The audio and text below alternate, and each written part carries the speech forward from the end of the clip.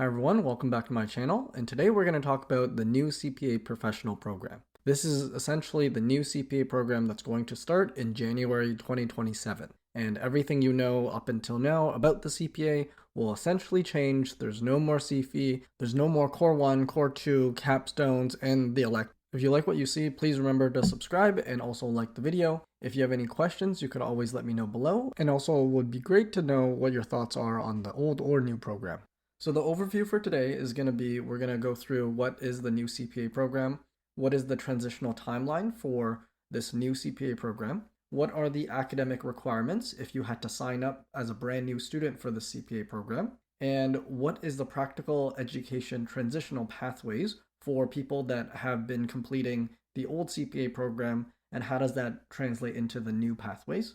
And then we're going to follow up on what are those new modules in the CPA program, which includes the foundational, the core, and the leadership. Also, what is the practical experience now required? Lastly, we're going to take a look at what is this professional readiness module that they have right before you get your CPA. So I'm not going to spend too much time on this slide. Essentially, this is the brand new CPA program. As you can see on your left, those are essentially all of your educational requirements. There is a part 1, part 2, and a part 3. Essentially, your main exams are going to be within part 1 and part 2, although part 3 does have an exam, but we'll get into the details of that later in this video. On the right, you could see that you have your practical experience, which is your work experience, and the key thing here is that you can't actually finish your CPA program without finishing your professional work experience. So let's give a little bit of a high level of what CPA actually wants from this new program. Essentially, they have 3 core pillars, the first one being they just want to make sure that every CPA is technically strong. Second is that they are ethically strong. And the last one is that they actually have real world experience. On this slide, you can see the transitional timeline for that new CPA program. And also just want to give a shout out to whichever team in CPA actually created all these visuals. I thought they did a pretty good job. And a lot of my content within this video actually just comes from the CPA website. So as you can see here, the program essentially starts in 2027. If you haven't done your Core 1 by January 2027, that will be the last offering. However, at the same time, in January 2027, the new program will start and you will be able to enroll in that. The next key point in this timeline is essentially the final CFE. So for people that are still going through all the various modules and trying to get to the last CFE, the last one would be in 2028 in September. As someone that lived through the previous CPA change where they merged the CA stream, the CMA stream, and the CGA streams together, the advice that I got that time was the current program is known. Everyone knows what to expect in a Core 1, Core 2, and a CFE. However, the new program is a little bit unknown, so there is a lot more supporting materials for you if you want to continue with the current program. Personally, I went with the older program, the more well-known one, because we knew what to expect. However, this is more of your personal choice, so if you like to start the new program, then you can do that as well. There is a transitional slide that I'll show afterwards. And for those that, have not even started the program at all, in 2027, you'd probably just start with the new program. Lastly, before I go too deep into this video, just want to say that this is essentially what CPA has posted online in 2026. Perhaps in 2027 or 2028, they might come out with changes or more clarifications on the program. So everything you're seeing now is essentially what they have currently posted publicly, and it is subject to change. So now let's talk about what is the academic requirements to actually start that new CPA program. Essentially, this slide is for people who will be starting that new CPA program in 2027. So if you've done accounting courses, you're probably going to go into pathway A. That's for essentially people that have done undergrad or a program that focused on accounting, tax, managerial, finance, and all that. You will probably get enough credits to just start the foundational development modules. This is actually no different from the current CPA program. If, let's say, you've done a undergrad in a different area and you might not have gotten all the required undergraduate courses, then you would probably fall into pathway B, where you can actually then take a knowledge assessment to prove that you're ready to do the foundational development module.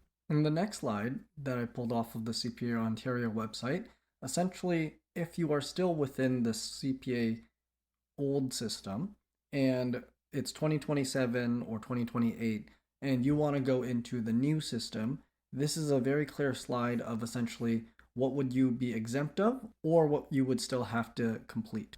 On this slide, I'd say it's pretty fair how CPA has made the transition because a lot of the final exam part 1 or part 2 in the new program is very similar to core 1, core 2 and the various elective exams. The only one area where I would say I would transfer for sure to the new program would be if I only have my day 1 left, which is the very last row where you have completed your day 2 and your day 3. When I get to explaining what is the professional readiness part and also the final exam 3, you'd probably understand why I would make that choice. But at a high level, essentially that part 3 exam is more of an ethics exam. It's not really meant to weed anyone out. To be honest, there isn't really much information provided for this exam or the other exams that we're going to go through. However, I tried to put together what I found on the internet and also on the CPA websites. And essentially, this foundational exam seems to be kind of a core 1 type exam. The topics that it covers include finance, managerial decision making, some technology, some non financial reporting, financial reporting, and also tax.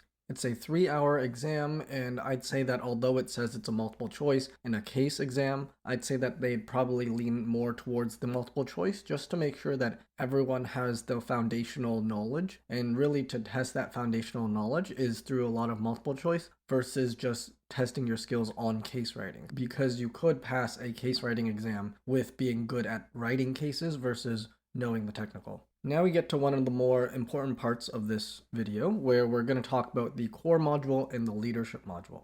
Essentially, this is where things get a little bit weird and a little bit different from the current method of how we get our CPA. So if you pass that foundational exam, however, you are not working in a accounting firm and you're not looking to get your public accounting license, then you only need to complete that CPA core exam, which is the one for everyone. It's a 3-hour multiple choice plus case writing, includes topics like assurance, data analytics, financial reporting, tax, and managerial accounting. However, if you are in a firm or working towards your public accounting license, you will then have to do another 2-hour case that is more focused to assurance and financial reporting. Not too much details is known about this case. However, you will be doing both of these together.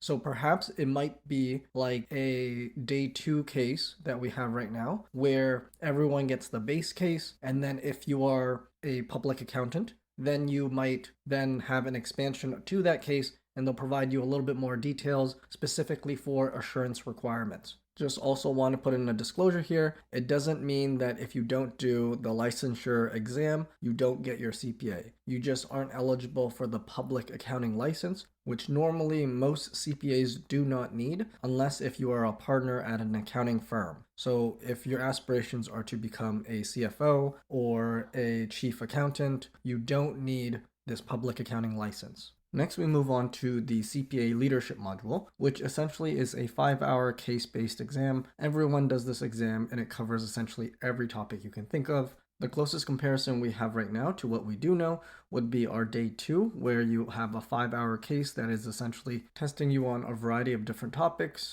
Now we get to the practical experience, or what was used to be called PEP. There isn't too much that we do know about this, but it is broken up right now into 2 parts. The first one being a maximum of 8 months for foundational work, so early stage accounting career type work. Then afterwards, you have to have your professional work experience, which is a minimum of 16 months. And to be able to have this experience count, you have to submit some work plan for CPA Ontario to approve. Overall, the administrative steps seem a little bit different. However, I would believe that the actual practical experience will be similar. So the jobs that currently do qualify will likely qualify if they are difficult accounting type jobs that require critical thinking and applying concepts from the CPA exams. Lastly, CPA has made it clear that you cannot proceed to the CPA Professional Readiness modules without completing all of your practical experience requirements. Now on to the CPA Professional Readiness module. From what we know about this is essentially the final stage in preparing you to become a CPA member. You only can do this again after you've completed all of the other exams and the practical experience. It's a 5-day in-person workshop, and at the end of it, you'll have a professional final exam, which is a 2-hour strategy case and a 1-hour ethics case. as there's no real mention about accounting or financial reporting or assurance. These exams don't really seem like it's trying to weed anyone out. It's just trying to make sure that whoever becomes a CPA has the proper ethics and strategy and business mindset to become a well rounded business professional. Thanks again for watching. If you liked what you saw, please remember to like this video and also subscribe. Would also love your thoughts on the new overall CPA program. Thanks again for watching. God bless.